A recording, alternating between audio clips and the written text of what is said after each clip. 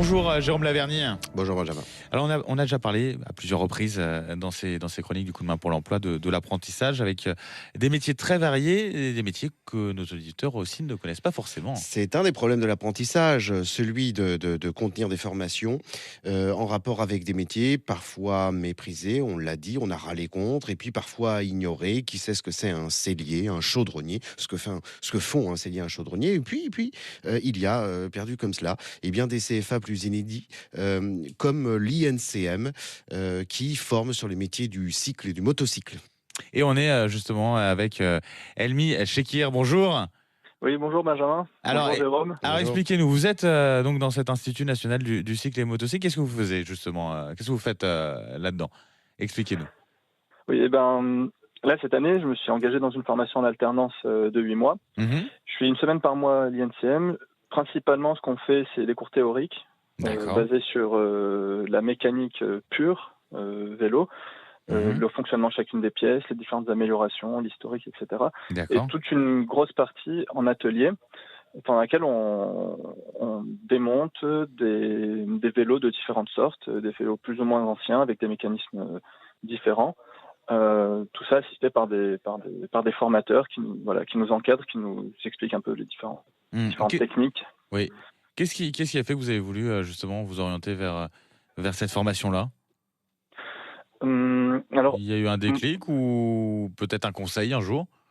Oui, en fait, je pense que si j'atterris actuellement à l'INCM, c'est un peu le résultat d'une rencontre de circonstances. D'un côté, j'ai eu un ami qui a monté un atelier dans un squat, un atelier de vélo, qui m'a parlé de cette formation parce qu'il avait suivi. Moi, j'étais en thèse au moment où cet ami m'en parle, et en thèse, un autre ami m'a dit qu'il arrêtait un an, comme ça, pour passer l'agrégation de philo. Et voilà, je savais pas qu'en thèse, on pouvait faire des années de césure, arrêter pour se lancer dans d'autres choses, avec la seule contrainte de faire quelque chose qui n'a absolument rien à voir avec la thèse.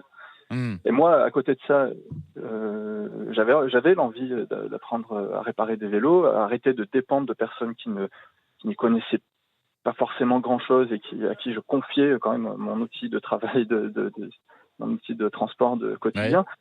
Et voilà, donc plusieurs circonstances qui, mises ensemble, à l'approche d'une troisième année de thèse, m'ont fait dire il faut que je prenne du temps pour moi, il faut que je prenne du temps pour vivre mes plaisirs là où ils sont. Jérôme Laverny, c'est un témoignage très intéressant. Oui, parce que, en fait, pour préciser votre propos, Benjamin, ce jeune homme ne s'est pas orienté, mais plutôt réorienté après avoir engagé des études visiblement brillantes, de façon donc diamétralement opposée à ce que l'on envisage quand on parle de réorientation, où on s'imagine qu'un élève en situation d'échec au fin fond d'un collège ou en première année de lycée en seconde, devant de mauvais résultats, va se réorienter vers un métier, en l'occurrence manuel.